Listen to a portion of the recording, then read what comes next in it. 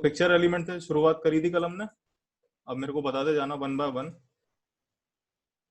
Picture element में हमने ये पढ़ा था कि पिक्चर एलिमेंट जो होता है वो रेस्पॉन्सिव वेब डिजाइनिंग के बारे में, वो sorry responsive web designing apply करता है हमारे वेब ब्राउजर से, जिसकी मदद से हम डिफरेंट वेब ब्राउजर की बिट्स पे डिफरेंट डिफरेंट इमेजेस को ओपन करवा सकते हैं। आवाज कट रही है? आ नहीं रही सर, क्लियर आवाज। अभी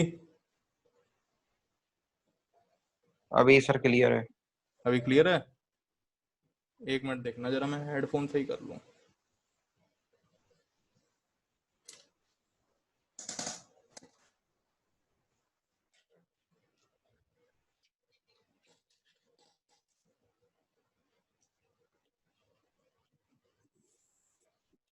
अब आ रही है ना? आ रही है। हाँ, तो पिक्चर एलिमेंट के बारे में कल हमने क्या पढ़ा था? कोई बता सकता है दोनों में से? पहले तुम बताओ फिर मैं बताता हूँ।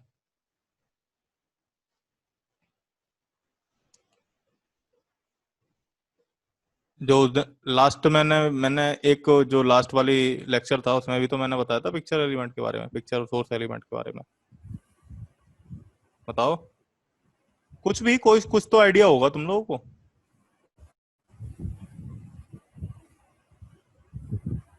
कोई आइडिया नहीं है?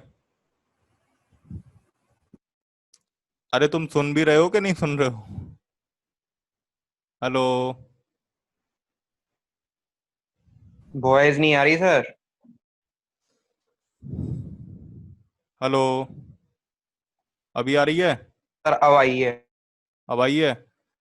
हाँ, तो मैं ये पूछ रहा था कि पिक्चर एलिमेंट से रिलेटेड आप लोगों को मतलब आप लोगों को क्या क्या पता था? मैंने क्या क्या बताया था? कुछ भी, एनीथिंग एल्स, कुछ भी। रेस्पॉन्सिव वेब डिजाइनिंग में यूज होता है। हाँ, मोस्टली रेस्पॉन्सिव वेब डिजाइनिंग के फीचर को वेब ब्राउजर में अप्लाई करने के लिए होता है। देखो, पिक्चर एलिमेंट की मदद से हम अपने ब्राउजर की अलग अलग बिट्स पे अलग अलग तरीके की इमेजेस को लोड करवा सकते हैं। Yes sir. ठीक है? पिक्चर एलिमेंट के साथ हम एक सोर्स एलिमेंट यूज करते हैं और हम मल्टीपल सोर्स एलिमेंट यूज करते हैं एंड एक इमेज एलिमेंट को यूज कर सकते हैं। ठीक है ना? यस जो सर। सोर्स एलिमेंट होता है वो मोस्टली ऑडियो, वीडियो और पिक्चर एलिमेंट में यूज होता है इनके कंटेंट्स को डिस्प्ले करवाने के लिए। ठीक है? Yes sir. जैसे अब हम क्या करते हैं, वेबसाइट ओपन कर लेता हूँ।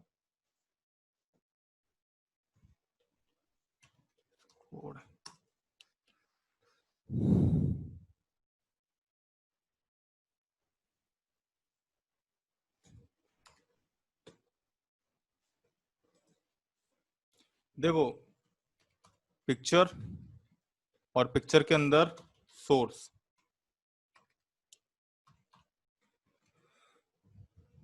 और हमने यहाँ पर देखो ये मीडिया मिनिमम विड्थ क्या होता है कि मैं इसे ओपन कर लेता हूँ पहले तो लाइव सर्वर पे, पिक्चर।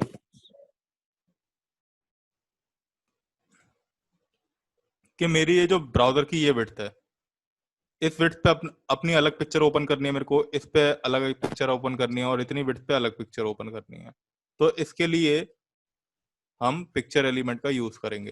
Yes sir. अब सोर्स एलिमेंट में ये जो मिनिमम विड्थ है, इससे ये स्पेसिफाई होता है कि हमारी वेब ब्राउजर की जब इतनी मिनिमम विड्थ हो, जैसे इतनी मैंने दे दी, तो एसआरसी सेट में जो मैं इमेज दूंगा वो इतनी विड्थ पे अप्लाई हो जाएगी।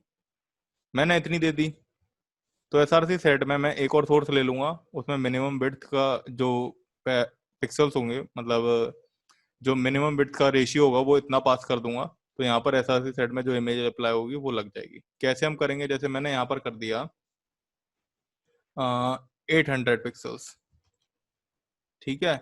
और एसआरसी सेट में मैंने पास किया इमेजेस /a.jpg।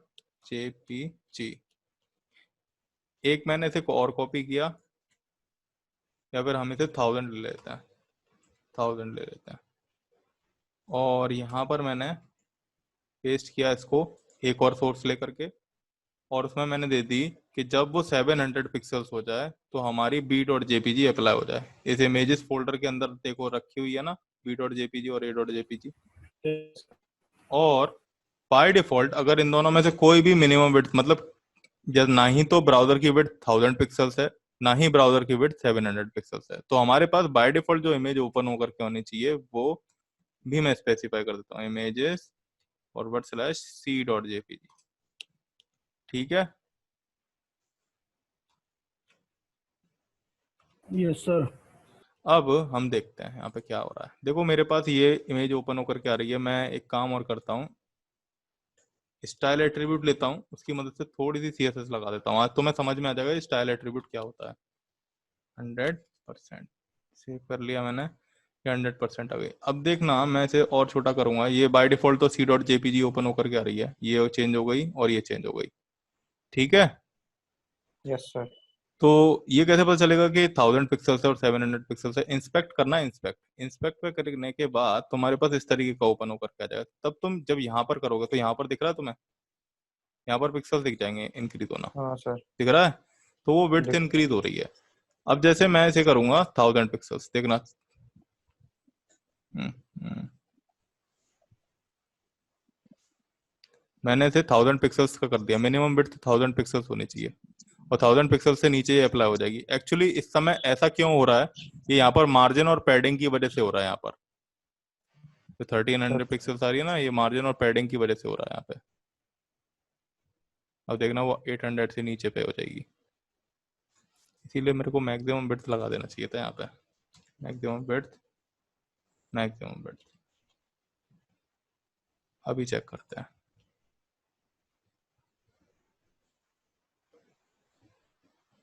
ओके।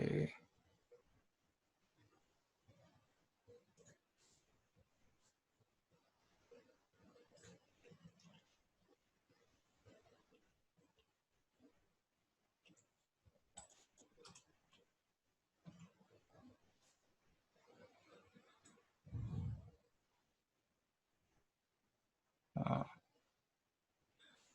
अब यहाँ पर दो तरीके की विड्थ होती हैं, एक मिनिमम और मैक्सिमम। सीएसएस में बताऊंगा मैं मैक्सिमम और मिनिमम क्या होता है। देखो मिनिमम में क्या होता है मैं तुम्हें समझाता हूँ। हम लोग व्हाइट बोर्ड पे देखते हैं।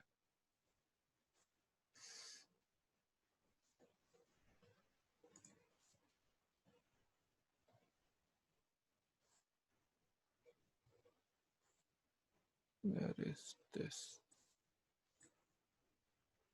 हाँ, ओहो। देखो मिनिमम विड्थ में क्या होता है कि जैसे मेरी विंडो है, ठीक है ना, और इसमें मैंने यस मिनिमम, सर। इस एलिमेंट पे मैंने मिनिमम विड्थ दे रखी है कितनी पिक्सल्स, जितनी इसकी विड्थ है इस समय। तो यस मिनिमम सर। इतना होगा तो वो इफेक्ट चलेगा। ठीक है ना, मिनिमम इतना होना चाहिए। इससे मैक्सिमम कितना भी हो सकता है, लेकिन इससे नीचे नहीं चलेगा वो चीज।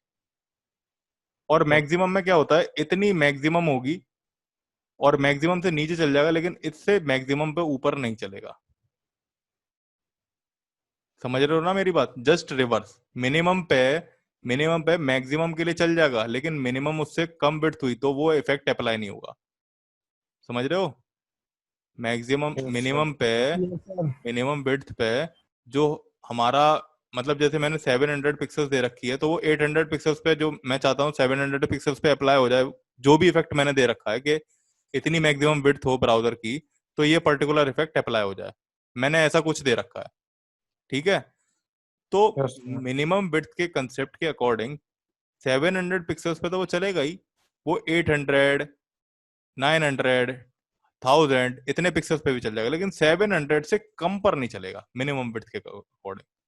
लेकिन ओके सर। अगर क्या है, मैक्सिमम विड्थ दे रखी है और 700 पिक्सल दे रखा है, तो वो 700 पिक्सल्स तक ही चलेगा, 700 पिक्सल्स के आगे नहीं चलेगा। 700 पिक्सल्स के नीचे चल सकता है, 600 पे चल सकता है, 500 पे वो इफेक्ट अप्लाई हो सकता है, लेकिन 700 से जैसे ही 701 हुआ, तुरंत अप्लाई होना बंद हो जाएगा वो इफेक्ट। समझ में आ? दोनों एक दूसरे के इनवर्सली प्रोपोर्शनल है। ठीक है ना, उल्टे हैं। Yes sir.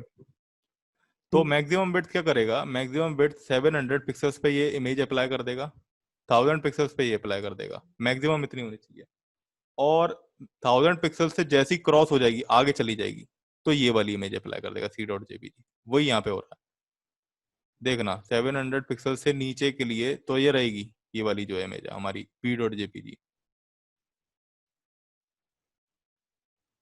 ठीक है, अभी ये है ना, हाँ ये रही। ये भी क्यों नहीं हुई, पैडिंग वगैरह आ रही है इसमें, ये गैपिंग वगैरह दिख रहा है, गैपिंग वगैरह दिख रही है, इसकी वजह से ये यहाँ पर एक्यूरेट उस पर नहीं आ पा रही है। यहाँ पे गैपिंग दिख रही है ना, ये गैपिंग सीएसएस की मदद से खत्म होगी। अब क्या किया, 800 पे ही आ गई। Sir white board. Oh white board ही आ रहा है अभी भी, ओके। अगर ऐसे आया करे तो बता दिया करो भाई।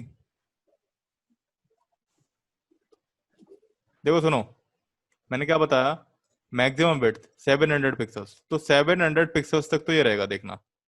ये अभी 700 से ऊपर 800 पे क्रॉस करेगा। हाँ, आपकी कट रही है। हेलो, अभी आ रही है। Yes sir. हाँ, तो देख रहे हो तुम, ये 800 के नियरली अबाउट पे इसलिए रह रहा है क्योंकि यहाँ पर थोड़ी सी पैडिंग और मार्जिन आ रही है इमेज में, ये तुम देख रहे हो गैपिंग आ रही है, ये यस सर। गैपिंग दिख रही है। ये गैपिंग हम सीएसएस की मदद से ही हटाएंगे, लेकिन अभी इस गैपिंग, ये गैपिंग भी इस इमेज में ऐड होकर के आ रही है, जिस वजह से यहाँ पर ये जो रेशियो है पूरा परफेक्ट नहीं आ पा रहा। ठीक है, दूसरी चीज, मैक्सिमम विड्थ पे ये देख लेना, ये वाली इमेज अप्लाई हो गई, ये 1000 से थोड़ी सी नियरली ऊपर चलेगी, टू 1200 तक के करीब अप्रोक्सीमेट तक देखा, और फिर उसके बाद ये वाली इमेज अप्लाई हो गई। तो ये पिक्चर एलिमेंट में होता है, मिनिमम विड्थ में हमारी जो इमेज होती है, जो इमेज एलिमेंट के अंदर रखी होती है, वो सबसे छोटे रेशियो पे आती है, लेकिन अगर हम मैक्सिमम विड्थ का कंसेप्ट देखें तो ये जो इमेज है ये मैक्सिमम रेशियो पे आ जाएगी। ठीक है, यस सर, बीच में आपके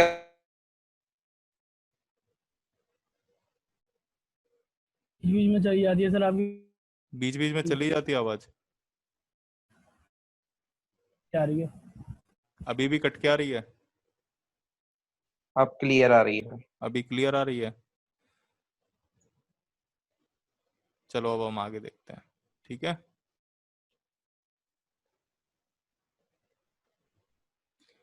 अब देखो, हमारा ये तो था पिक्चर एलिमेंट, अब आता है इमेज मैपिंग।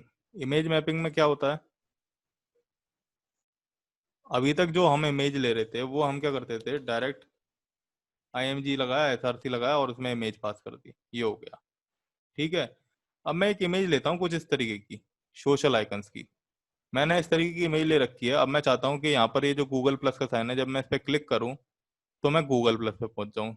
ये लिंक्डइन का है, इस पर मैं जब क्लिक करूँ तो मैं लिंक्डइन पे पहुंच जाऊँ। अभी तक हम इस तरीके की इमेजेस नहीं कर रहे थे, तो वो इमेजेस जिस पर हम इस तरीके से लिंक्स क्रिएट कर देते हैं डिफरेंट कोऑर्डिनेट्स पे, उस प्रोसेस को कहते हैं हम इमेज मैपिंग। ठीक है, okay sir, okay sir. Image mapping की थोड़ी सी हम पीपीटी देख लेते हैं। इमेज मैपिंग में हम मैप और एरिया एलिमेंट का यूज करते हैं किसी भी इमेज को मैप करने के लिए। The map element is use to define a client side image map. Map element की मदद से हम एक जो इमेज होती है हमारी उसकी मैपिंग करते हैं। An image map is an image with clickable areas. Image map वो इमेज जिसमें हमारे पास क्लिकेबल एरियाज होते हैं, मतलब जिसमें हम क्लिक कर सकते हैं इमेजेस पे अलग अलग एरियाज के लिए, तो उस इमेज को कहते हैं हम इमेज मैप। वो इमेज हमारी इमेज मैप है। The map element have a name attribute that we associate with the image element use image element use map attribute. देखो, मैप एलिमेंट में हमारे पास नेम एट्रीब्यूट होता है जिसे हम इमेज जो आईएमजी एलिमेंट होता है उसके यूज मैप के साथ कनेक्ट कर देते हैं। इसके बाद आता है हमारा area element. The area element defines the clickable areas और active areas inside the image map which are associated with the hyperlink. Map element के अंदर हम एक एरिया एलिमेंट पास करते हैं जिसकी मदद से हम अपनी इमेज पर क्लिकेबल क्लिकेबल एरियाज को क्रिएट कर लेते हैं, और उसमें हम हाइपरलिंक भी पास कर सकते हैं अपने according. If you click on those areas, then it will perform some action such as open a new image, new URL.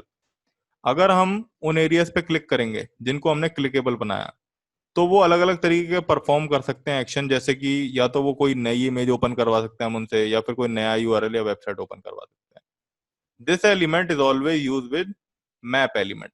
इस एलिमेंट को हम, जो एरिया एलिमेंट है हमारा, उसको हम हमेशा मैप एलिमेंट के साथ यूज करेंगे। जो एरिया एलिमेंट में, उसमें ये सारे एट्रीब्यूट सपोर्ट होते हैं। अब मैं बताता हूँ एरिया एलिमेंट को किस तरह से लिखते हैं। देखो, सबसे पहले हम इमेजेस और d.png ये ले लेंगे, ठीक है। उसके बाद हम एक मैप लेंगे, मैप में नेम में मैं पास कर दूंगा सोशल लिंक्स, और यहाँ पर मैंने जैसा भी बताया कि मैप में हमारा नेम एट्रीब्यूट होता है, उसके थ्रू हम उस इमेज को कनेक्ट करते हैं जिस पर हम क्लिकेबल एरियाज को क्रिएट करना चाहते हैं। तो यहाँ पर मैं क्या कर देता हूँ, यूज मैप नाम से एट्रीब्यूट दे देता हूँ और उसे हैश लगा करके सोशल लिंक्स दे देता हूँ, सेव कर लिया।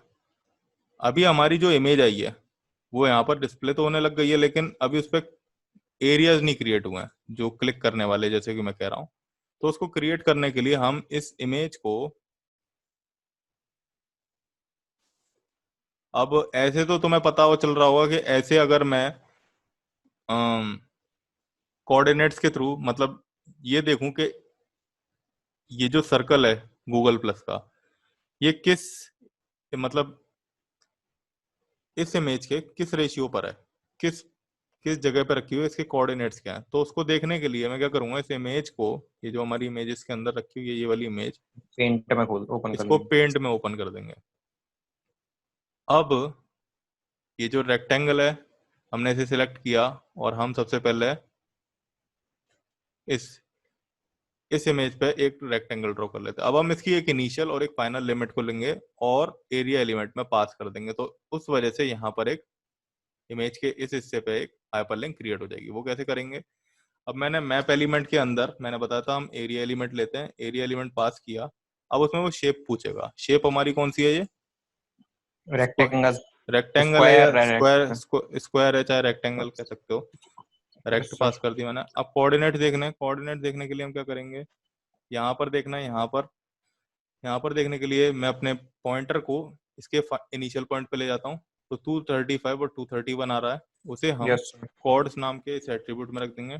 231 5 235 था, 235 और 231, 35 और 231, ठीक है। और फाइनल देखेंगे हम, यानी कि ये वाला कितना है, 413 और 406, 413 और 406, ठीक है। मैं चाहता हूं कि जब मैं इस पर क्लिक करूं तो हमारे पास गूगल प्लस ओपन होकर जाता है, https:// जीमेल ही ओपन करवा लेते हैं।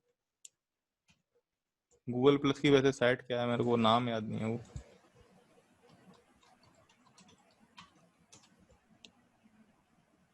ये रहा, कॉपी कर लिया इसे।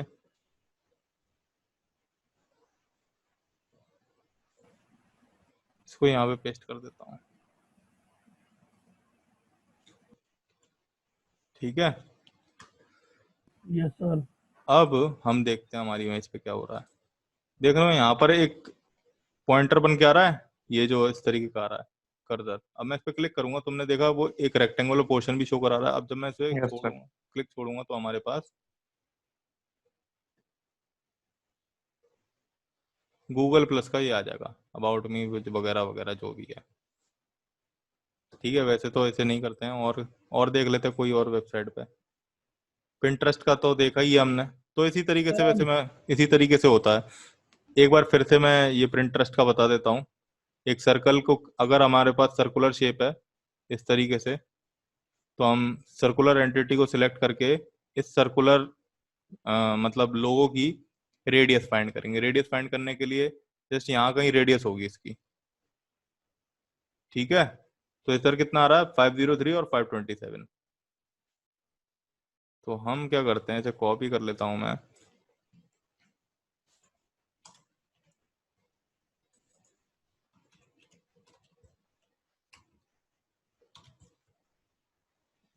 क्या था 503 503 527 527। रेडियस हमने दे दी इसकी 100 पिक्सल्स। अभी देखना, जब मैं क्लिक करूंगा इस पर और इस पर मैं देता हूँ पिंटरेस्ट,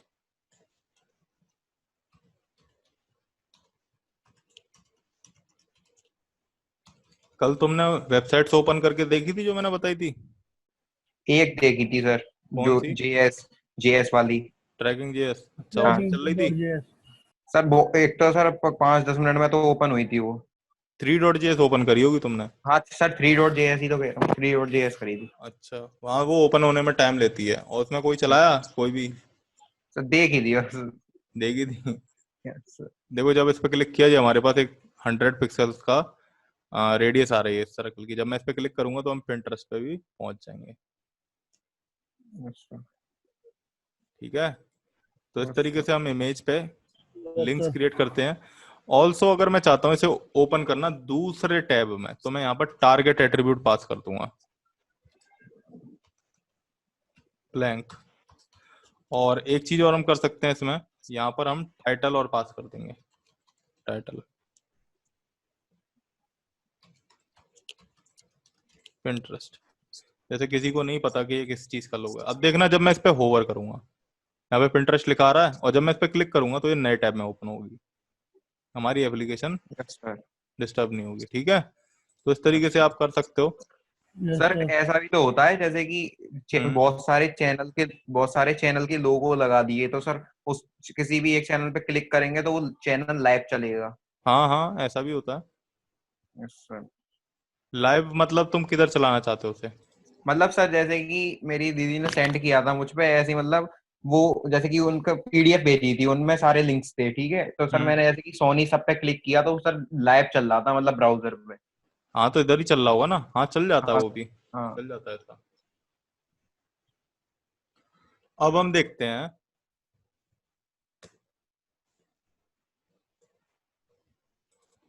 हमारा नेक्स्ट एलिमेंट। तो ये समझ में आया ना अच्छे से? आ गया data sir. List element. Yes, sir. Data list element select element की तरह ही होता है, पर सिलेक्ट एलिमेंट और डेटा लिस्ट एलिमेंट में डिफरेंस ये होता है कि डेटा लिस्ट एलिमेंट हमें सर्च की कैपेबिलिटी प्रोवाइड करता है, सर्च की फंक्शनैलिटी। हम ओके। डेटा लिस्ट एलिमेंट के जो इनपुट बॉक्स होता है उसमें सर्च कर सकते हैं, और हम डेटा लिस्ट एलिमेंट में ड्रॉप डाउन भी क्रिएट कर सकते हैं। कैसे करते हैं पहले मैं इसके बारे में बता दूं। The data list element is used to provide an auto complete feature on form element. Auto complete feature वो फीचर होता है जैसे हम गूगल में कुछ भी सर्च करते हैं तो हमारे पास ऑटोमेटिकली सजेशंस आने शुरू हो जाते हैं, तो यस वो सर। एक ऑटो कंप्लीट फीचर होता है। ठीक है ना? तो okay sir. And data element जो होता है हमारे फॉर्म एलिमेंट में यूज होकर के इसी तरीके का फीचर इनेबल कर देता है। It provides a list of predefined options to the user to select data. ये एक तरीके के प्री डिफाइंड ऑप्शंस को यूजर को दिखाता है, जिससे हम जो कि यूजर सिलेक्ट करना चाहते हैं उसी से related. The yes data sir. List element is new in HTML5। Data list element HTML5 में नया है। The data list element should be used with input element that contains a list attribute. Data list element को हम input element के साथ use करते हैं, और इनपुट एलिमेंट में हम लिस्ट एट्रीब्यूट पास करते हैं, जिसकी मदद से हम डेटा लिस्ट एलिमेंट को कनेक्ट करते हैं। The value of list attribute is linked with data list ID attribute. जैसा कि अभी मैंने बताया कि डेटा लिस्ट एलिमेंट को हम इनपुट एलिमेंट से कनेक्ट करते हैं। इनपुट एलिमेंट में हमारे पास लिस्ट एट्रीब्यूट होता है, उस लिस्ट एट्रीब्यूट को हम डेटा लिस्ट एलिमेंट में आईडी एट्रीब्यूट दे करके कनेक्ट कर देते हैं। अब ये कैसे करते हैं अभी दिखाता हूं मैं। यहाँ पर मैंने क्या किया, सबसे पहले इनपुट लिया, इनपुट में टाइप टेक्स्ट दे दिया और उसमें लिस्ट लिया। ठीक है, लिस्ट में मैंने पास कर दिया लैंग्वेज। Yes sir. ऑल्सो हमने डेटा लिस्ट लिया।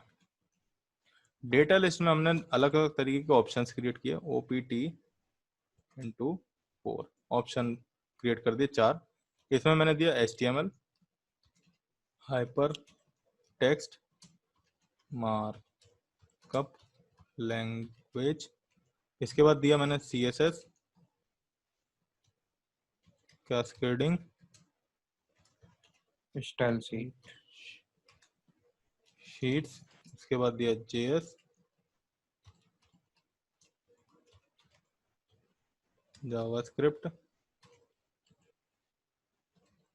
PHP, हाइपर टेक्स्ट,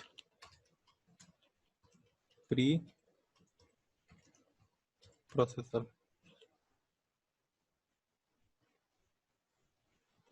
ठीक है, ये कर दिया मैंने। तो इसे मैं अच्छा। सेव कर लेता हूँ। अब यहाँ पर हमारे पास एक इनपुट बॉक्स आ गया, लेकिन ये अभी ये वाले ऑप्शंस नहीं शो कराएगा। क्यों नहीं शो कराएगा? क्योंकि इनपुट बॉक्स में जो लिस्ट एट्रीब्यूट लिया उसे मैंने अभी इसके साथ कनेक्ट नहीं किया। तो इसके साथ कनेक्ट करने के लिए हमने स्लाइड में देखा था कि हम एक आईडी एट्रीब्यूट पास करते हैं, एंड यस सर। लिस्ट के अंदर जो वैल्यू हमने लिखी है वो यहाँ पर पास कर देंगे। सेव किया, यहाँ पर देख रहे हो एक ड्रॉप डाउन के लिए ऑप्शन आ रहा है, जब मैं इस पर क्लिक करूंगा तो हमारे पास सारे ऑप्शन हो जाएंगे। Yes, और sir. तो मैं यहाँ पर क्या करूंगा, अगर मैं कुछ भी सर्च करूंगा, जैसे मैंने PHP सर्च किया तो PHP से रिलेटेड मेरे पास जितने भी मतलब जिसमें PHP आ रहा था वो हो गया। इवन मैं एक सिंगल वर्ड भी पास करूंगा H, तो H से रिलेटेड जितने भी कंटेंट है वो आ जाएंगे। J करूंगा तो J से रिलेटेड जितना भी है, P करूंगा तो P से रिलेटेड जितना भी है मेरे पास कंटेंट शो होने लग जाएगा। मैं इसे सिलेक्ट भी कर सकता हूँ, मैंने सिलेक्ट किया तो यहाँ पर डायरेक्टली वैल्यू सिलेक्ट हो चुकी है। ठीक है, डेटा लिस्ट एलिमेंट का ये वर्क होता है और इसे हम अपने फॉर्म एलिमेंट में इजीली यूज कर सकते हैं। Meter and progress element, meter and progress element क्या करते हैं?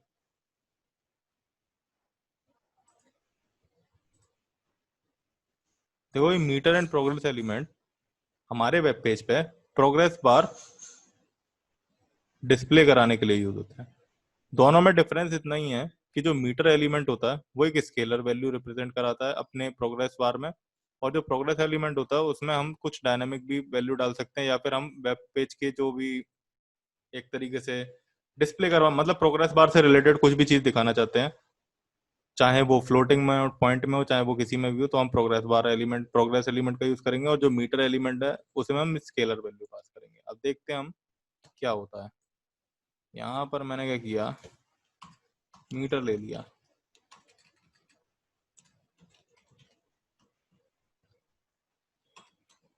मीटर में मिनिमम दे दी मैंने। इसके 3 एट्रीब्यूट होते हैं। सबसे पहला प्रोग्रेस बार की इनिशियल लिमिट जो कि हम मिनिमम से पास करेंगे, प्रोग्रेस बार की मैक्सिमम लिमिट जो कि हम मैक्सिमम एट्रीब्यूट से पास करेंगे। और उसमें अभी अभी अभी जरा मैं देखूं तो यहाँ पर इस तरीके का एक एम्प्टी प्रोग्रेस बार आ जाएगा। अभी इसमें अगर Yes, अब वैल्यू sir. देनी है, इसे फिल करना है, तो हम वैल्यू एट्रीब्यूट का यूज करते हैं। और उसमें अब 0 से लेकर के 100 तक का हो चुका है, मैं 40 दे देता हूँ तो 40 यहाँ पे फिल होकर के आ जाएगा। ये देखो, Yes, ठीक है, sir. ये 0 थी, ये 100 थी, एंड आउट ऑफ 100 ये 40 फिल होकर के आ चुका है। अब एक आता है हमारे पास प्रोग्रेस।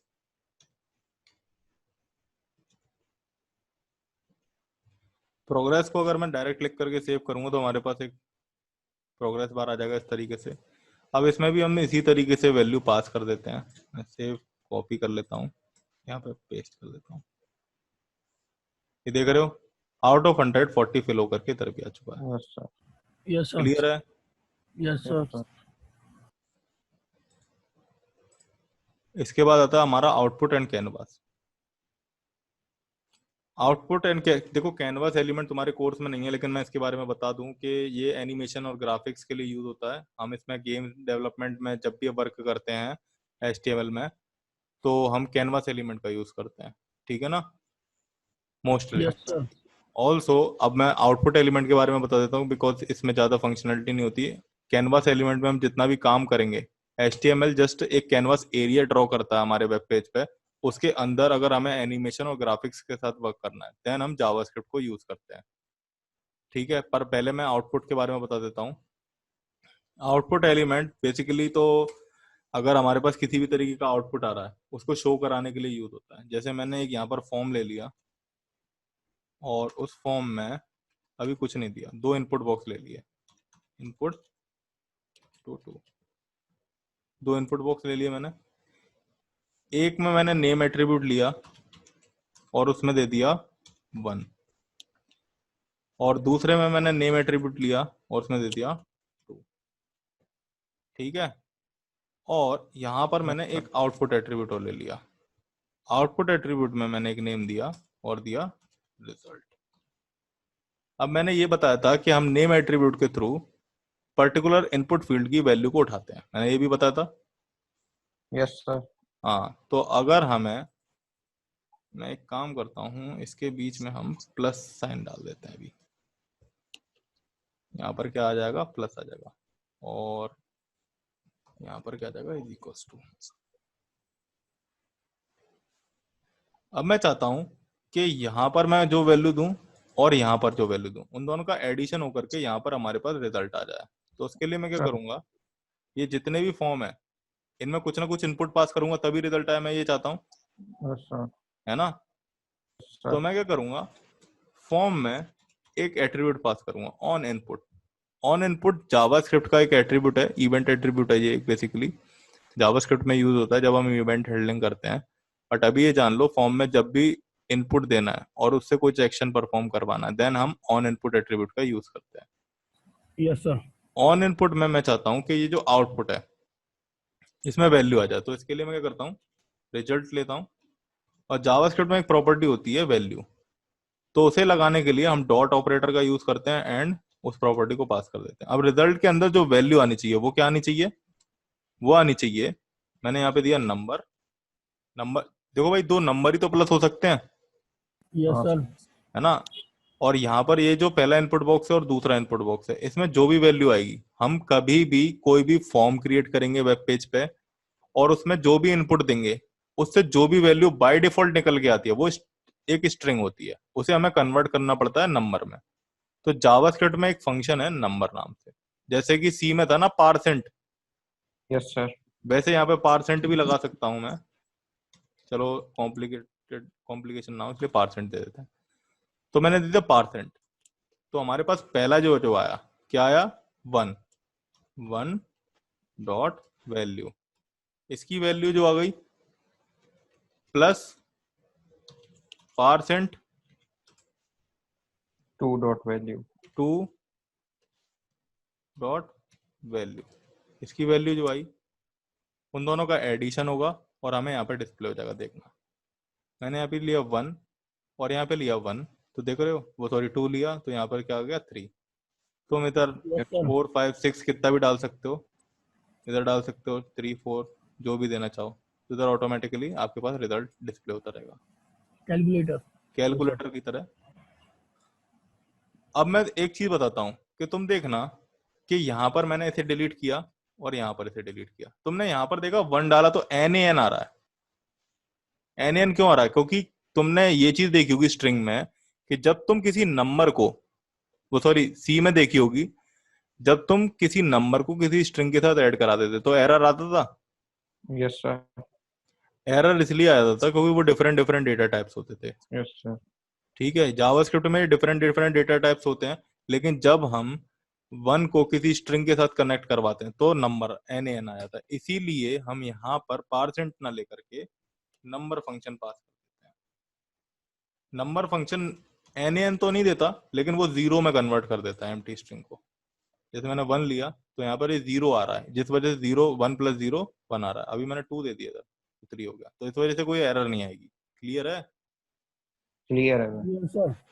अब मैं एक चीज और पूछता हूँ तुम लोगों से, मैंने दिया डिवीजन, ठीक है, मैंने यहाँ पे क्या दिया, 0 डिवाइडेड बाय, कहाँ गया यहाँ पे, हाँ भाई 0 लिया और उसको डिवाइड दे दिया 1 से, सॉरी 1 को डिवाइड दिया 0, 1 को डिवाइड दिया 0 से। तो जावास्क्रिप्ट क्या है, जावास्क्रिप्ट तुम्हें इन्फिनिटी भी शो करा सकता है। Yes sir. भाई 1 को डिवाइड रिएक्टिव देते 0 तो इन्फिनिटी भी तो आता है, इन्फिनिटी। Yes sir, infinity. तो जावास्क्रिप्ट में इन्फिनिटी भी शो हो जाता है। ओके। ठीक है। Yes sir. Yes sir. अब ये तो तुम्हारा आउटपुट हो गया, आउटपुट इसी तरीके से वर्क करता है। अब आता है हमारा HTML की एंटिटीज कौन कौन सी हैं और हम इमोजीज कैसे यूज करते हैं HTML में। देखो भाई, इमोजीज क्या होती है, emojis are tiny colourful icons. तुमने देखा होगा इमोजी के बारे में, तो मेरे को बताने की जरूरत नहीं है, तुम लोग रोज यूज करते हो इमोजी, यस अपने सर। रिश्तेदारों के लिए, दुश्मनों के लिए, दोस्तों के लिए, यस सर। है ना। हम इमोजी से घिरे हुए हैं जब हम सोशल नेटवर्किंग प्लेटफॉर्म यूज करते हैं। तो emojis are like the letters, number, punctuation mark and weird symbols. कुछ भी हो सकता है इमोजी। भाई तुम लोग जरूरी थोड़ी ना इमोजी में एक स्माइली फेस ही बना करके भेजते हो, उसमें कुछ और भी बन जाता है। There are- गुस्से वाला भेज। गुस्से वाला, दोस्तों को भी गुस्से वाला भेजते हो। There are 2 ways by which we can use emojis in our web page. 2 तरीके से हम इमोजी को अपने वेब पेज में यूज कर सकते हैं। By using emoji directly, by specifying the emojis code point. Emoji को डायरेक्टली भी यूज किया जा सकता है या फिर हम इमोजी के कोड पॉइंट से भी इमोजी को यूज कर सकते हैं। कैसे यूज करते हैं मैं बताता हूँ। देखो भाई, इमोजी सबसे पहले हमें उठानी पड़ेगी। उसके लिए क्या करता हूं मैं, इमोजी यूनिकोड ये ले लिया। अब ये आ रहा है ना, फुल इमोजी लिस्ट वर्जन 13.0, इस पर क्लिक यस करो। सर। ये हमारे पास आ गई, अलग अलग तरीके की इमोजी आ गई। Yes sir. अब इस इमोजीज को लगाना है, तो ये तो इसका कोड है। एक तो या तो हम इस तरीके से लगा सकते हैं या फिर इसे डायरेक्ट उठाओ, कॉपी कर लो, और यहाँ पर मैंने क्या किया, यहाँ पर मैंने H1 लिया और उसमें ये इमोजी डाल दी, सेव किया। Yes sir. यहाँ पे ये इमोजी डिस्प्ले हो रही है। हो रही है सर। Yes sir. पहले नहीं होती थी, पहले इसलिए नहीं होती थी क्योंकि HTML UTF-8 नहीं पढ़ पाता था। Yes sir. अब हो जाती है, और ये ब्राउजर जो तुम्हारा है ना, ये UTF-8 पढ़ लेता है। लेकिन तुम कभी भी है ना, वो नोटपैड में ऐसा मत करना, नोटपैड में मोस्टली नहीं दिखेगी। Yes sir. अब आता है हमारे पास कोड के थ्रू हम कैसे करते हैं। मैं इसे कॉपी कर लेता हूँ और यहाँ पर से डिलीट करके, अब ये जो U+ लिखा हुआ है,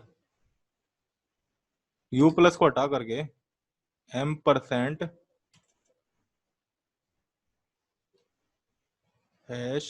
x ऐसे ही होता है #x, और यहाँ पर ये लगा देंगे। सेव करके देखते हैं कुछ आ रहा है। ये आ गई इमोजी, दिख गया। Yes sir. इस वाली को लगा करके दिखाता हूँ। यहाँ पर इसे डिलीट कर देते हैं, U+ को हटा करके %#x सेव किया। ये आ गई इमोजी दूसरी वाली, ये वाली। Yes sir. सर इवन ये वाली भी आ सकती है, 151F605 1F605 सेव किया, आ गई। तो इस तरीके से हम इमोजीज को HTML में लगा सकते हैं अपने वेब पेज पे। अगर चाहो तो इसका साइज भी तुम बड़ा कर सकते हो। अब आती है बात, इसको कम क्लोज कर देते हैं, HTML एंटिटीज की। An HTML entity is a piece of text that begins with an ampersand and ends with a semicolon. अभी हमने यहाँ पर ये जो एंटिटी करवाई थी, ये भी एक HTML एंटिटी ही थी, लेकिन HTML इमोजी कैसे लगाते तो मैंने वो भी बताया। HTML एंटिटी क्या होती है, इसकी पहचान ये होती है कि ये एम्परसेंड से स्टार्ट होती है और सेमीकोलन से एंड होती है। Entities are frequently used to display reserved characters. Entities को हम मोस्टली रिजर्व्ड कैरेक्टर्स को डिस्प्ले कराने के लिए यूज होते हैं, which would otherwise be interpreted as HTML code, जो कि HTML के कोड की तरह इंटरप्रेट भी हो सकते हैं, या फिर वो इनविजिबल कैरेक्टर्स हो सकते हैं, like non breaking space. HTML entities names are case sensitive. HTML entities के जितने भी नेम्स होते हैं वो केस सेंसिटिव होते हैं। अब मैं बताता हूँ HTML एंटिटीज क्या होती है। जैसे क्या किया तो मैं, एक कॉपीराइट का मार्क होता है, यस सर। वो इंसर्ट कराना है। हाँ, एम्परसेंड कॉपी दिया हमने, और ये तो यहाँ पर हमारे पास ये आ गया कॉपीराइट का सिंबल। और ये किससे स्टार्ट हो रही है, एम्परसेंड से स्टार्ट हो रही है, सेमीकोलन से एंड हो रही है। Yes sir. उसी तरीके से H1 में ले लेते हैं %REG, मैंने ये दिया, और यहाँ पर तुम्हारे पास एक रजिस्टर्ड का मार्क आ जाएगा। ओके। %, और भी काफी सारी होती है। %TM होती है, TM, %टाइम्स, इसको करके देखें, ये क्रॉस का निशान दे देगी। ठीक है, इस तरीके से काफी सारी एंटिटीज होती हैं। अब ये कैसे पता चलेगा कि हमारे पास कितनी एंटिटीज है, तो यहाँ पर डाल देना HTML एंटिटीज।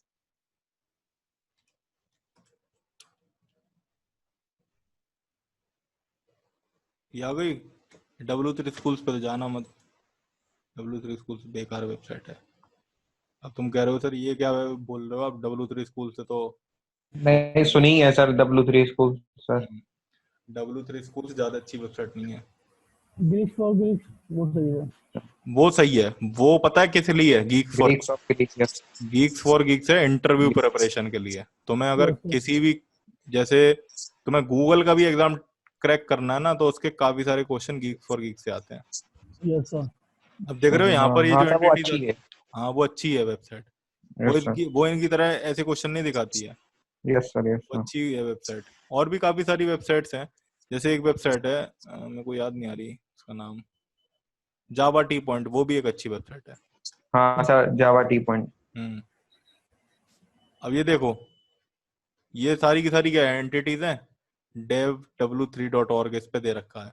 और क्या है, ये HTML के सिंबल्स ये रहे, यहाँ पे देख रहे हो तुम, यस सर। जैसे यस कि सर। ये वाला साइन तो सुना होगा तुमने, ओम, ओम्स यस लॉ सर। पढ़ी होगी जब। Yes sir. Yes sir. हाँ, तो ये वो चीज है। तो इस तरीके से HTML की एंटिटीज होती हैं, और आप इधर जाकर के देख सकते जो हो है ये। साइन वो किसका है? कौन सा वाला? ओम्स की साइड में था थोड़ा, लेफ्ट हैंड में। कहाँ पे? सर अभी देखा था। ये सर ये, हाँ यस सर। ये वाला भाई, मैंने इतनी मैथ नहीं पढ़ी है, मैथ पैथ का किसी का साइन होगा फिजिक्स वगैरह का, मैंने इतना नहीं पढ़ा। ये ज्यादा उसमें यूज होता होगा, उसे क्या कहते हैं, हायर स्टडीज में, ठीक है ना। Yes sir. यस।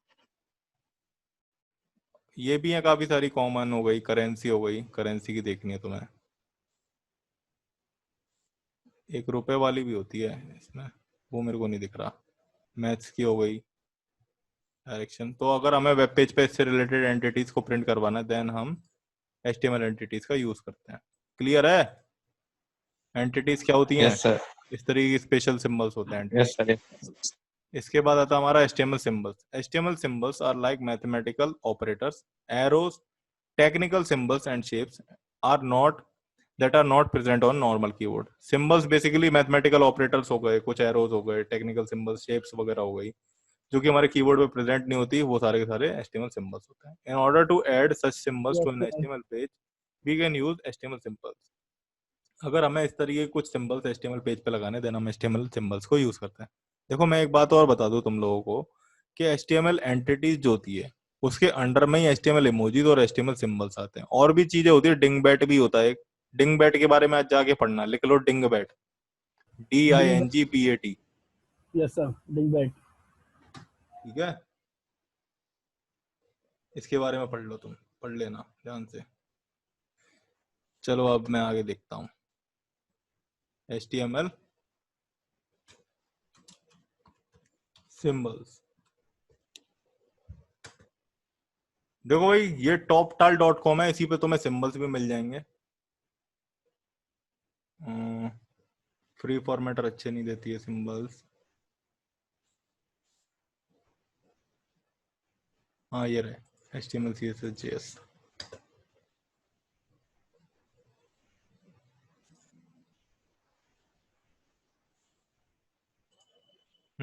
ये रहे, ये सारी इमोजीज हैं, ये भी तो तुमने देखी होगी, ये भी वेबसाइट बढ़िया है, HTML CSS JS.com।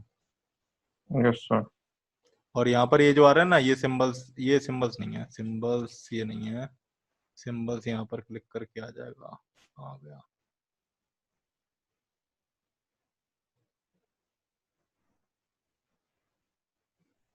वैसे वो ही थे, ये रहे कैरेक्टर्स कोड्स।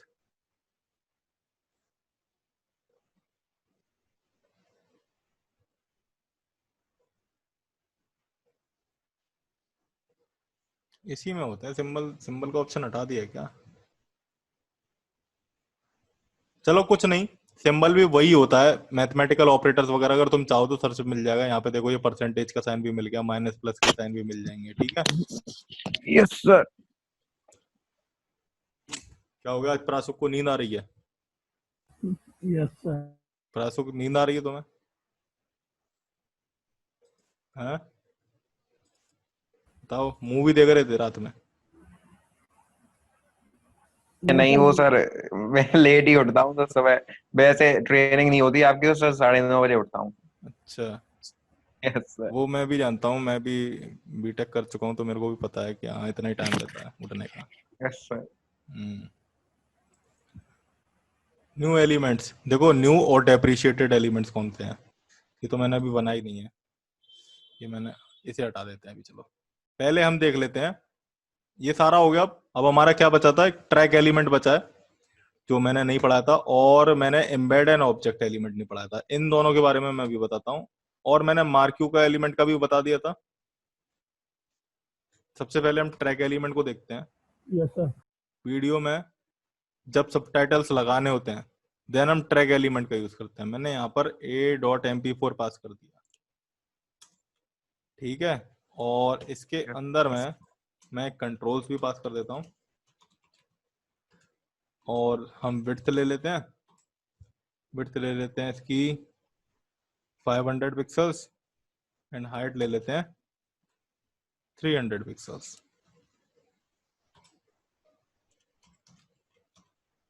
मैं ट्रैक एलिमेंट का यूज करता हूँ।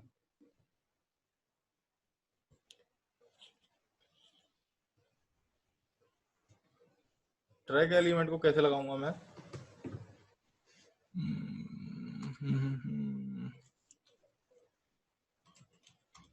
ट्रैक, और उसमें SRC पास करूंगा मैं। Yes sir. एक Yes, sir. एट्रीब्यूट लूंगा काइंड, एक एट्रीब्यूट लूंगा SRC लैंग, और एक लेंगे लेबल, ठीक है। SRC क्या होता है, आपकी वो फाइल जिसमें बाकी आपने है। सबटाइटल्स लिख रखे हैं, ठीक है। Yes sir. यहाँ पर Yes, मैंने sir. एक पहले से ही फाइल बना रखी है subtitle.btt। जितनी भी हम सबटाइटल्स की फाइल बनाएंगे उनका सबका एक्सटेंशन .btt होगा। subtitle.btt में सबसे पहले आपको वेब btt मेंशन करना है, उसके बाद आपको वो ड्यूरेशन मेंशन करनी है जिससे जितने से जितने टाइम तक आप सबटाइटल्स को वीडियो पे डिस्प्ले करवाना चाहते हो। Yes, यहाँ sir. पर है सबसे पहले 00 मतलब आपकी मिनट, फिर सेकंड्स, फिर मिली सेकंड्स, ठीक है। यस तो सर। यहाँ पर मैंने 1 सेकंड से लेकर के 20 सेकंड्स तक करा रखा है। और एक और बात बता दो, ये जो बीच में एरो आ रहा है इसमें 2 ही हाइफन और एक एरो होना चाहिए, इस तरीके से ही 3 Yes, 4 sir. मत लगा देना। उसके नीचे हमने लिख रखा है वो सबटाइटल जो हम चाहते हैं वीडियो में डिस्प्ले हो। अब SRC में subtitle.btt पास कर देते हैं। काइंड में हम पास करते हैं कि ये सबटाइटल क्या है, किससे रिलेटेड है, हम कुछ भी पास कर सकते हैं। जैसे मैंने कैप्शन दे देता हूँ, कैप्शंस, एक कैप्शन पास कर रहे हैं हम। SRC लैंग किससे रिलेटेड है, इंग्लिश EN, ठीक है।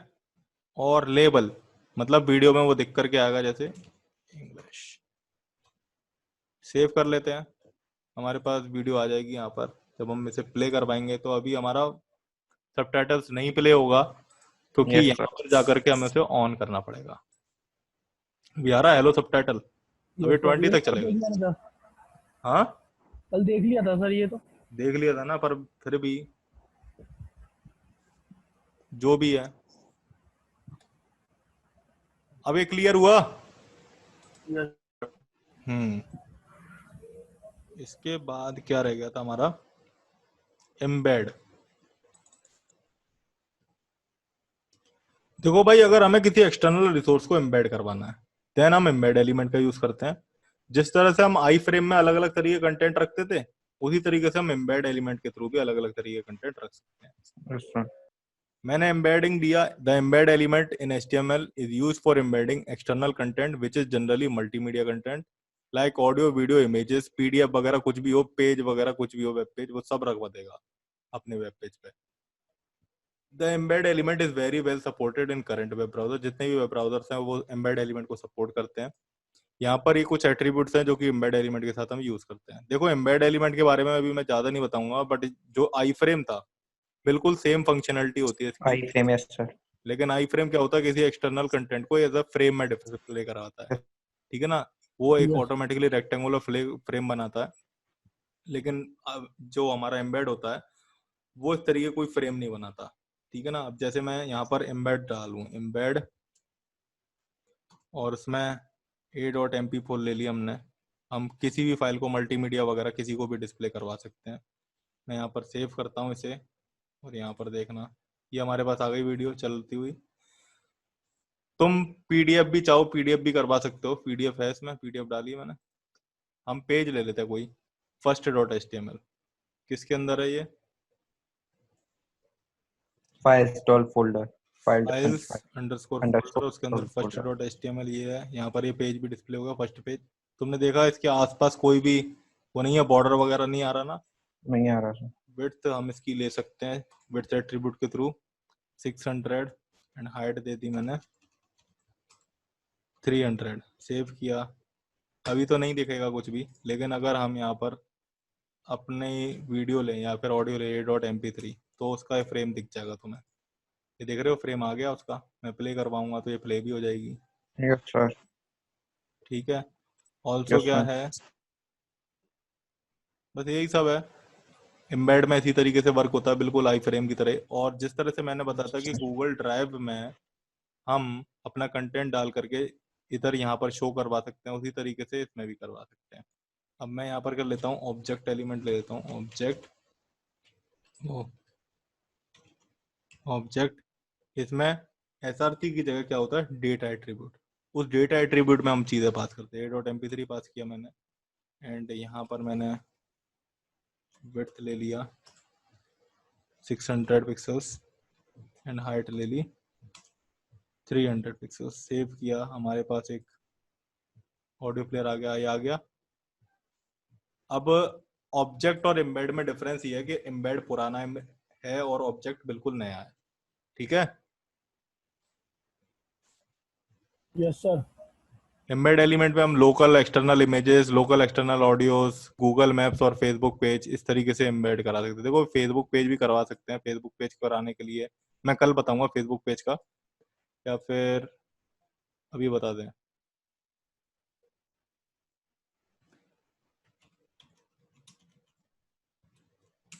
Embed Facebook page in HTML, इसके लिए हमें क्या है, सोशल प्लगइन में जाकर के यहाँ पर गया मैं। यहाँ पर पेज की विड्थ कितनी चाहिए, यूज स्मॉल हेडर। पहले एक काम करते हैं हम, वो कहाँ गया, ये रहा पेज। ये हमारा पेज इस तरीके से आएगा, देखना दिख रहा है तुम्हें? बताओ। Yes sir. इस तरीके से दिख रहा है यस सर। तुम्हें छोटा हेडर चाहिए, तुम्हें यूज स्मॉल हेडर दे दिया। अभी इस तरीके से आएगा, देखना यहाँ पे दिखने लग जाएगा तुम्हें। तुम्हारे टाइमलाइन पे जितने भी फोटो आ रहे हैं वो सब दिखने लगेंगे। Show friend faces, plug in container, height width जो भी चाहिए। टैब्स में तुम्हें टाइमलाइन चाहिए या फिर पोस्ट चाहिए।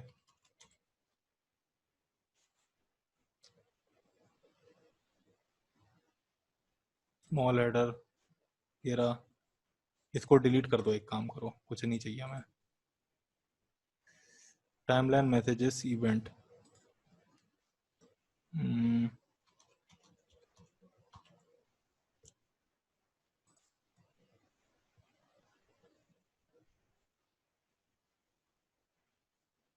विड्थ मुझे कितनी चाहिए, क्या आ रहा है ये?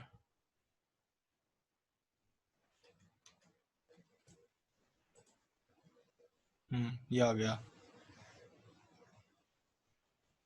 और यहाँ पे फेसबुक दिखा रहा है। तुम्हारा अगर कोई और पेज हो ना तो तुम उसे भी कर सकते हो।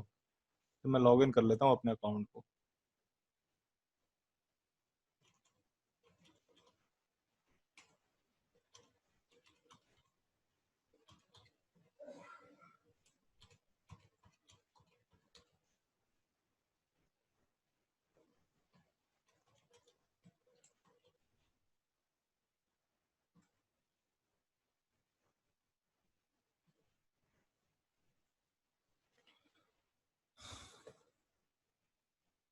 ये मेरा एक पेज है वेब मास्टर नाम से, और इसमें मैं टाइमलाइन हटा देता हूँ।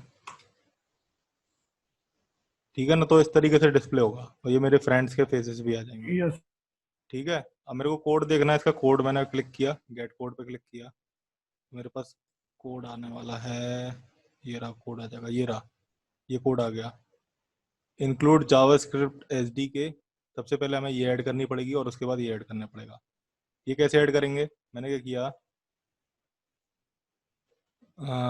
ये कॉपी कर लिया। वैसे तो तुम्हारे को पता है ये क्या करना पड़ेगा। सबसे पहले जाके माई एप्स में एक इमेज, एक ऐप क्रिएट करनी पड़ेगी, पेज क्रिएट करना पड़ेगा, तब जाकर के ये होता है।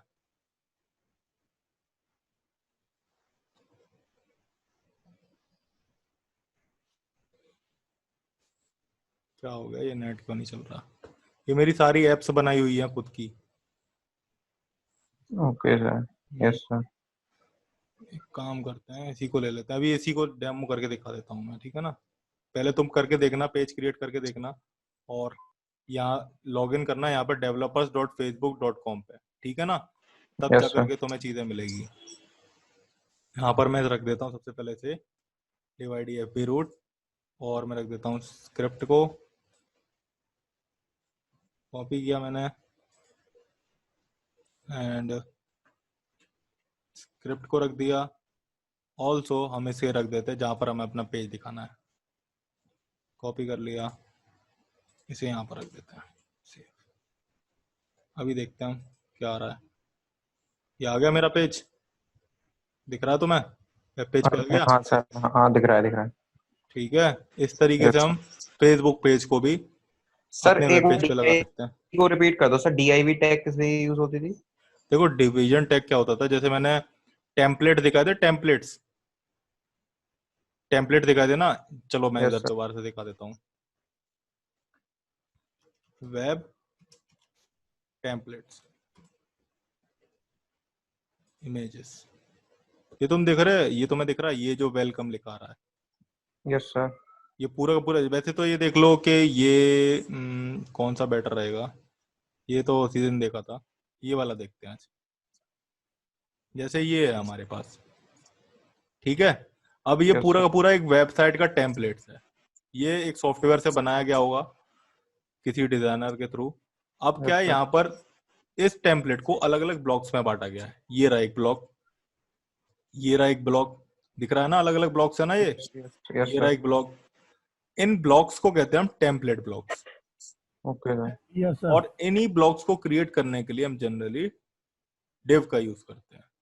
वैसे ओके तो सर। HTML5 के अकॉर्डिंग अगर देखो तो इनको सेक्शंस के थ्रू क्रिएट करेंगे, और इसके अंदर ये जो चीज है ये आर्टिकल्स के थ्रू लिखी जाएगी, ये आर्टिकल्स के थ्रू लिखी जाएगी, ये आर्टिकल्स के थ्रू लिखी जाएगी, और ये जो पूरा ये सेक्शन के थ्रू क्रिएट किया जाएगा। ये हेडर में आएगा, और ये जो है नैब में आएगा, ठीक है। मैंने बताया यस था सर। ना, यस। तरीके से भी मैंने बताया था। तो तुम अपने अकॉर्डिंग जिसमें चाहो उसमें कर सकते हो, वो कोई दिक्कत वाली बात नहीं है। जैसे यहाँ पर है, यहाँ पर क्या है, ये ऊपर वाला जो सबसे ऊपर पेज होता है कुछ इस तरीके से, जैसे ये जो पेज आ रहा है जिसमें नेविगेशन बार है तुम्हारा, ये इस यस तरीके से है, ठीक है ना। इसे क्या कहते हैं, लैंडिंग पेज कहते हैं इसे, क्या सर। कहेंगे, लैंडिंग पेज, ठीक है। क्लियर? क्लियर है।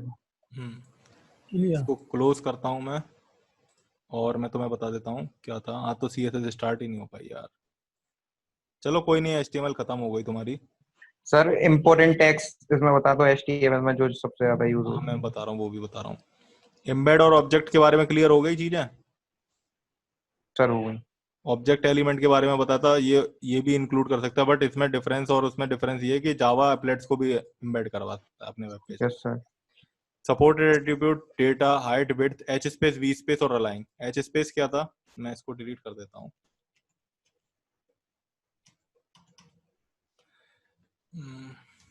सेव किया, एच स्पेस दे दिया, एच स्पेस मतलब हॉरिजॉन्टल स्पेस, एच स्पेस दिया मैंने 200 पिक्सल्स का। सेव किया यहाँ पर, तो देखना हॉरिजॉन्टली हमारे पास 200 पिक्सल्स का स्पेस आ जाएगा हमारी जो ऑडियो फाइल आ रही है।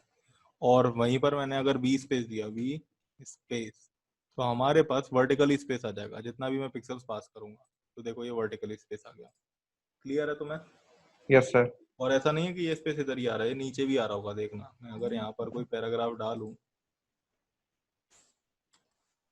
पैराग्राफ लूं और लॉरेम 100 पिक्सल्स का, और सेव करें हम, तो देखो ये पिक्सल्स नीचे भी आ रहा है ना, 100 पिक्सल्स नीचे आ रहा है। यहाँ पे भी 100 पिक्सल्स, यहाँ पे भी 100 पिक्सल्स। क्लियर? Yes sir. हाँ, तो यस अब सर। मैं बताता हूँ तुम्हें, एक चीज और रह गई है। क्या रह गया अब कुछ नहीं रह गया। अब पहले ये प्रोजेक्ट्स देख लो HTML के, ये PPT में भेज दूंगा। ये सारी चीजें तुम्हें बनानी है। Audio player, video player, Google maps को कैसे एम्बेड करता है, यूट्यूब को कैसे एम्बेड करते हैं, यस सर। यूट्यूब की वीडियोस को और उसकी प्लेलिस्ट को कैसे सर लगा। कैलकुलेटर में, सर पूरा कैलकुलेटर कैसे बनेगा सर? पूरा कैलकुलेटर देखो, मैं ये नहीं कह रहा कि पूरा कैलकुलेटर बनाओ। तुमने फील्ड सेट का बना सुना था? हाँ सर, फील्ड से ना। फील्ड सेट पढ़ा था? तो देखो क्या करना है, मैं व्हाइट बोर्ड पे दिखा देता हूँ। फील्ड सेट के थ्रू तुम्हें 4 ब्लॉक्स क्रिएट करने हैं और इसके ऊपर मेंशन कर देनी है adding, addition, subtraction, division, multiplication. वो नहीं कह रहा मैं साइन थीटा कॉस थीटा वो सब नहीं बनाना, यस सर। ठीक है ना। यहाँ पे क्या है, एडिशन, सब्सट्रैक्शन, डिवीजन और मल्टीप्लिकेशन, ठीक है।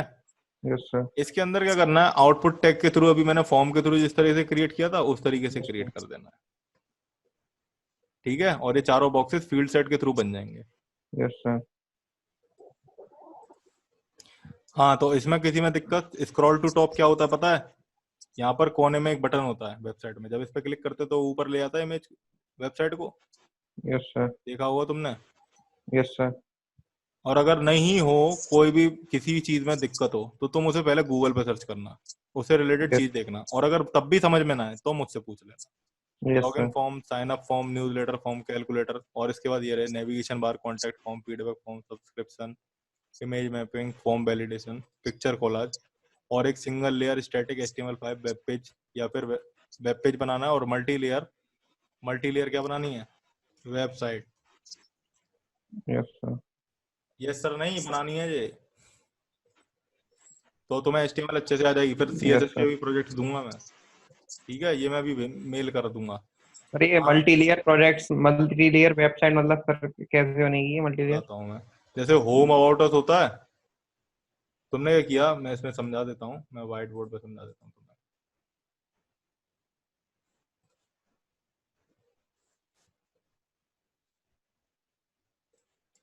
तुमने क्या किया, मल्टी लेयर में एक वेब पेज जैसे इस तरीके से था। अब उसमें क्या होता है, होम होता है, अबाउट अस होता है, कॉन्टेक्ट अस होता है, फीडबैक होता है, और क्या होता है, सब्सक्रिप्शन कौन? वब्सक्रिप्शन जो भी हो। यस। 4 ऑप्शन ही दे देना बस, तुम एक काम करना, यस होम सर। पे ये वाला पेज ओपन रहे जो मेरा मेन पेज है। इसके बाद अबाउट पे क्लिक किया, एक नेक्स्ट पेज पे पहुंच गया मैं, और उस पर पेज से रिलेटेड लॉरम वगैरह जो भी लिखना है वो लिख देना। इसके बाद इस पर क्या है, ये सब्सक्रिप्शन, इस पे क्लिक किया, एक पेज पे पहुंच गया, वहां पर एक सब्सक्रिप्शन फॉर्म बना हुआ है। इसके बाद इस पे क्लिक किया, एक नए पेज पे पहुंच गया, वहां पर एक फीडबैक फॉर्म बना हुआ है, ठीक है। यस सर, पेज लिंक करने पड़ेंगे फिर तो पेज सर लिंक ऐसे। करने पड़ेंगे, ओके सर। ठीक है। कल इससे रिलेटेड मैं तुम्हें पूरे के पूरे दिखा दूंगा, मेरे पास सारे रखे हुए हैं, प्रोजेक्ट्स बने हुए हैं मेरे खुद के, और मैं वो तुम्हें सारे दिखा दूंगा कि हाँ ये चीज का एक ओवर भी दिखा दूंगा, ऐसे ऐसे चीजें बनानी है तुम्हें, ओके सर। ठीक है। Yes sir. अब तुम्हें मैं बताता हूँ यूजफुल टैग्स कौन कौन से हैं, लिखते जाओ, लिख लो।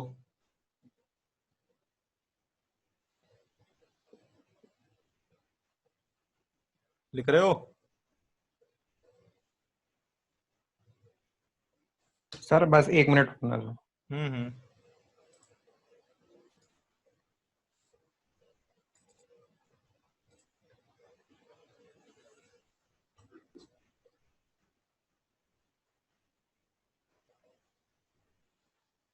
हाँ सर।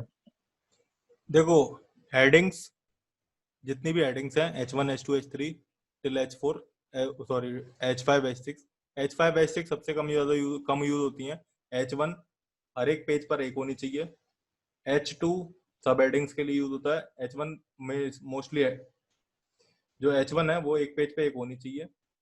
जो H2 होता है वो मोस्टली पेज पे हेडिंग्स के लिए यूज होता है। और जो यस H3 सर। है, जो H3 है वो सब हेडिंग्स के लिए यूज होता है। H4 H5 H6 बहुत ही कम यूज होते हैं।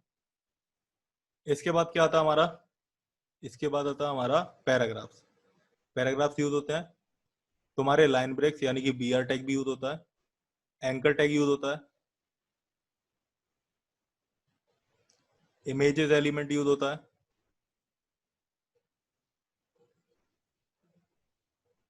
HTML लिस्ट यूज होती है,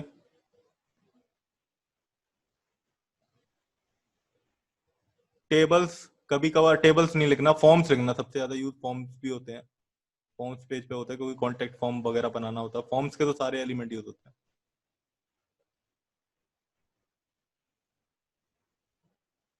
ठीक है।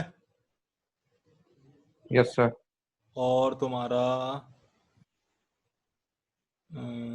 सबसे ज्यादा यूज होने वाला, वैसे तो यही यूज होते हैं। टेक्स्ट फॉर्मेटिंग में इटैलिक, बोल्ड, अंडरलाइन ये कभी कभार यूज हो जाते हैं। प्री टैग यूज होता है, pre pre formatted tag.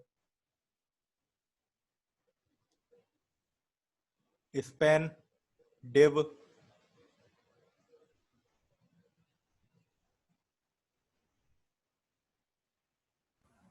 Spain और सर डिव डिवीजन। डिवीजन। हम्म।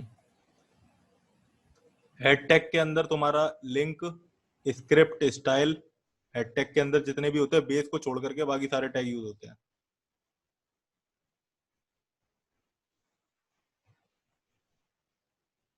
सबसे ज्यादा यूज होने वाला टैग है डेव, पूरे वेब डेवलपमेंट में। यस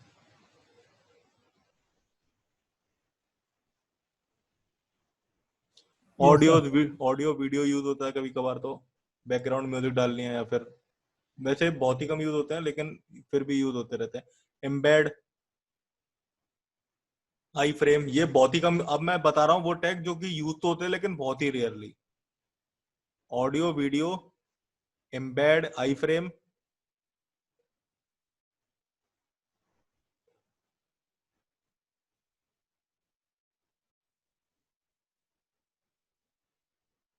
लिख लिया। Yes sir. और टेबल। Yes sir. और एक टैग और होता है ब्लॉक कोड, वो भी यूज होता है पर रेयरली यूज होता है, रेयरली केसेस में। Yes sir. बस यही यही है। HTML लिस्ट तो लिख लिया था ना, लेकिन ये रेयरली यूज नहीं होता। ठीक है। Yes sir. हम्म। अब ये तो HTML खत्म हो गई, और क्या बताना था मुझे आज? बताओ और क्या बताना था। चलो अब CSS के बारे में कल पढ़ेंगे। मैंने तुम्हें ये बता दिया कि तुम्हें क्या करना है, बस अब मेरे को तुम्हें ये बताना है कि ये जो प्रोजेक्ट्स हैं ये प्रोजेक्ट्स कैसे बनेंगे। वैसे मैं डाउनलोडेड वैसे मेरे पास पड़े होंगे, मैं एक मिनट देख।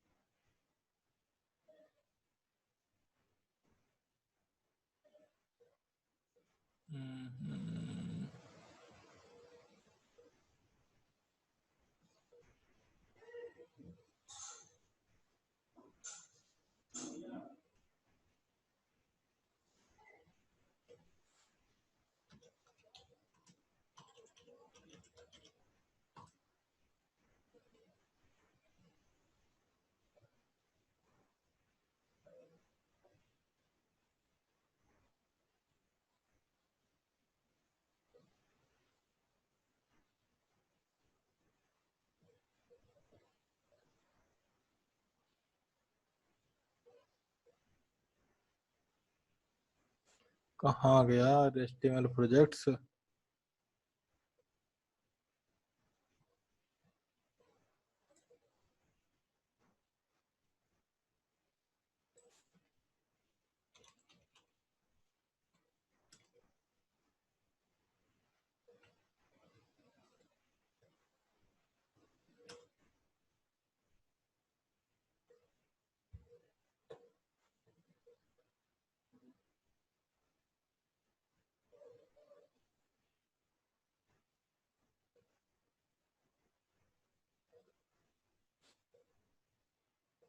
चलो इसे कल देखेंगे। HTML अभी मिलना नहीं है वो मुझे, प्रोजेक्ट का फोल्डर। Okay sir. ठीक है। ये रहा मिल गया।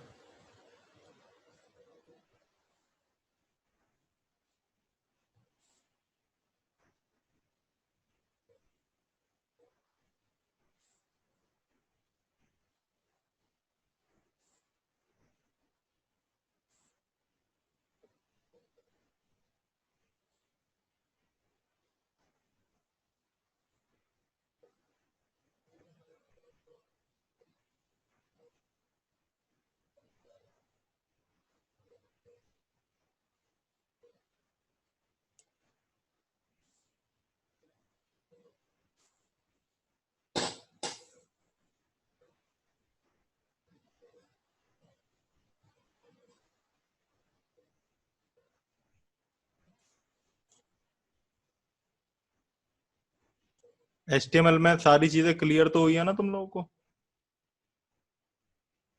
यस सर, हो गई, ठीक है। हम्म।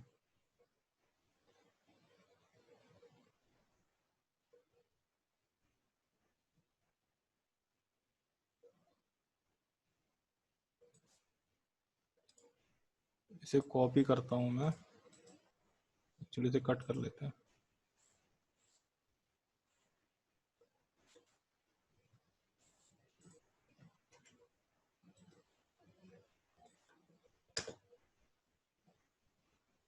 ये सारी है कुछ इस तरीके से, जैसे कोलाज वगैरह इसमें तो नहीं होगा।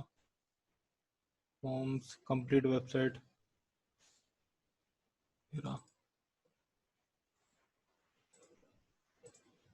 जैसे यहाँ पर एक वेबसाइट है ना, अलग अलग तरीके की लिंक्स वगैरह इस पे सब कुछ, ठीक है। Yes sir. इस तरीके से नेविगेशन बार बनाना है। Yes sir. वैसे तो मैंने इसमें मतलब ये तो सिंगल पेज ही वेब पेज है। सर CSS से बनी होगी है तो सर। नहीं, ये HTML से है पूरी की पूरी। CSS में एक भी CSS का कोड नहीं लिखा है, ठीक है। Okay sir. और भी काफ़ी सारी चीज़ें हैं। यूट्यूब वीडियोस को एम्बेड करना, फाइल डाउनलोड करवा लेना, फॉर्म वैलिडेशन, HTML का पेज, ये तो वही है HTML वाला पेज। जैसे सर जैसे कि हम दो पेज बना लें, वेब पेज अलग अलग से, फिर उनको लिंक करा दें, तभी तो वेबसाइट बन जाएगी। हाँ हाँ हाँ, वो एक यस। वेबसाइट बन जाएगी, ठीक है। चलो यस ये सर। अभी पहले कुछ प्रोजेक्ट्स बनाओ, मैं अभी PPT भेज दूंगा तुम लोगों को वो प्रोजेक्ट्स बनाने। आज की क्लास इतनी है, ठीक है। और एक लास्ट चीज और मैं बोल रहा हूँ कि वो जो मोहित सर ने ये कही थी तुम लोगों से, जैसे दिवाकर सर से तुम्हारी बात हुई होगी कि आफ्टर 10 days जो रिमेनिंग फीस थी आप लोग सबमिट कर देना, हाँ सर, ठीक है सर, ठीक है। ठीक है। ठीक है सर, ओके सर। ओके कर ओके देंगे सर। सर। ओके ठीक है, thank you sir. Okay thank you sir. Okay.